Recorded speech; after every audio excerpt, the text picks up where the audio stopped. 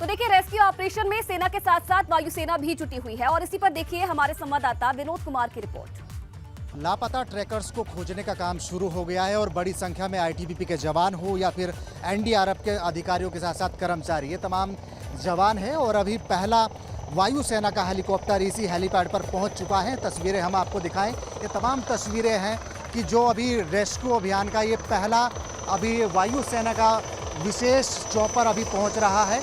अभी किस तरीके की या शवों को लेकर आ रहा है, अभी देखना होगा कि किस तरह से ये रेस्क्यू को अंजाम दिया जा रहा है।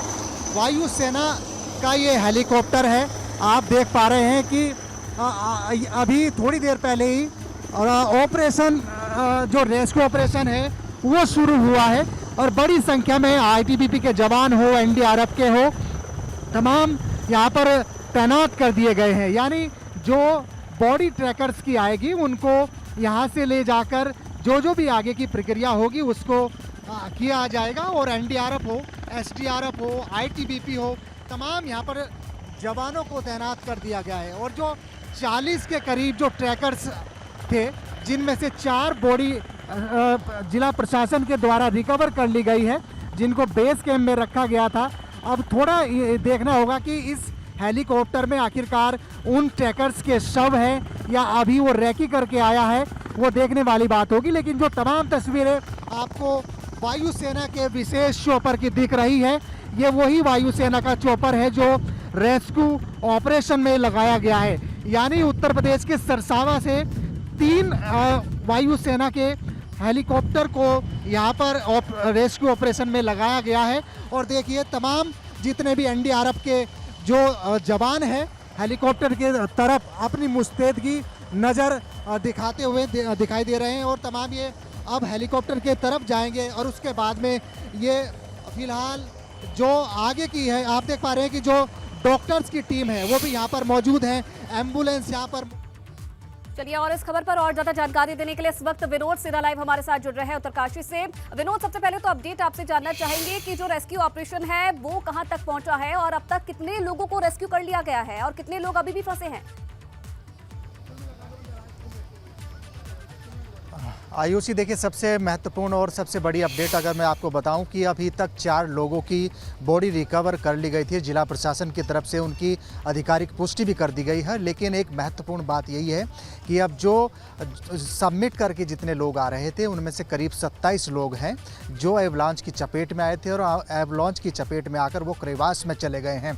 मतलब अब तक उनसे कोई भी संपर्क नहीं हो पाया है। हालांकि आईटीबीपी की टीम तमाम उस जगह पर पहुँच चुकी है और रेस्क्यू ऑपरेशन पूरी तरह से बड़े पैमाने पर चल रहा है, तेजी से चल रहा है। और देखिए, जहां से पूरा रेस्क्यू ऑपरेशन संचालित किया जा रहा है, जहां पर तमाम अधिकारी हैं, डीएम है, एसएसपी है, थोड़ी देर बाद में मुख्यमंत्री भी ये इसी जगह पर पहुंचेंगे। मैं इस जगह का नज़ारा आपको दिखाऊं तो तमाम तैयारियां यहां पर की जा रही है। आईटीबीपी के जवान हो, एसडीआरएफ हो, एनडीआरएफ हो, तमाम ये सब अधिकारी और रेस्क्यू ऑपरेशंस में लगे हैं। और दूसरी तस्वीरें अगर दिखाएं तो अभी मुख्यमंत्री पुष्कर सिंह धामी का भी यहाँ पहुँचने का कार्यक्रम है। उनको लेकर भी जितने भी चाहे डीएम हो, एसएसपी हो या प्रशासनिक अधिकारी हो, वो उनकी तैयारी में लगे हुए हैं। और महत्वपूर्ण बात यही है कि जहाँ ये एवलॉन्च आया, जहाँ पर ये घटनाक्रम हुआ, वहाँ से करीब 27 लोग ऐसे हैं जो लापता हैं, जो क्रेवास में चले गए हैं, इस तरह की जानकारी मिल रही है। लेकिन उससे ठीक नीचे की अगर बात करें तो करीब 4 से 6 किलोमीटर की दूरी पर बेस कैंप था। कुछ लोग बेस कैंप में आ गए थे और बेस कैंप से अब लगभग वायुसेना के 3 हेलीकॉप्टर के माध्यम से करीब 14 लोगों को इसी सेंटर पर छोड़ा गया है। अलग अलग सेंटरों पर भी पहुंचाया जा रहा है। लेकिन पूरी तरह से अभी जो ऑपरेशन है वो पूरी तरह तेज़ी से चल रहा है। और इस बार अब इंतज़ार ये हो रहा है कि जो 4 बॉडी रिकवर जिला प्रशासन की तरफ से, निम के तरफ से की गई थी, उनको यहाँ पर लाया जा सकता है। क्योंकि तमाम तैयारियाँ देख पा रहे हैं कि एनडीआरएफ के जो जवान हैं स्ट्रेचर्स यहाँ पर रखे हुए हैं, तमाम मुस्तैदगी देखने को मिल रही चाहिए। एसडीआरएफ के जवान हो, एनडीआरएफ के हो, आईटीबीपी के तमाम अधिकारी कर्मचारी यहाँ पर डटे हुए हैं। लेकिन दूसरी तस्वीर अगर हम बात करें तो जिस तरह से 3 चीता हेलीकॉप्टर यहाँ पर लगाए गए हैं, उसके आधार पर ही तमाम तैयारी यहाँ पर देखने को मिल रही है। और आप ये मानिए कि जो मौत का आंकड़ा है, यानी अब तक 4 लोगों की मौत की पुष्टि अभी जिला प्रशासन की तरफ से की गई है, लेकिन जो 27 लोग जहां पर एवलांच आया वो उस जगह पर उस घटना में जो शिकार हुए हैं, तो उनके बारे में भी कुछ कहा नहीं जा सकता, क्योंकि लगातार जिला प्रशासन हो, आईटीबीपी के जवान हो या टीमें हो, उनके माध्यम से तमाम उनको खोजबीन का काम किया जा रहा है, लेकिन अब तक वो उनके बारे में कोई भी सुराग नहीं लग पाया है। और जिस तरह से मौत का आंकड़े की बात करें आयुषी, तो मौत के आंकड़े में एक बड़ा इजाफा हो सकता है।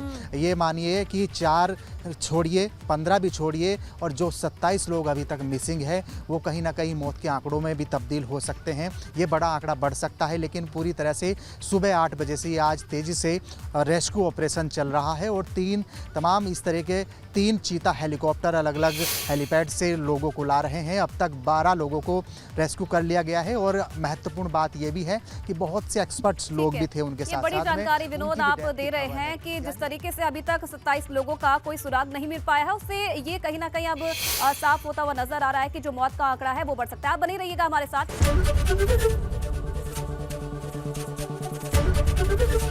एबीपी गंगा, खबर आपकी, जुबान आपकी।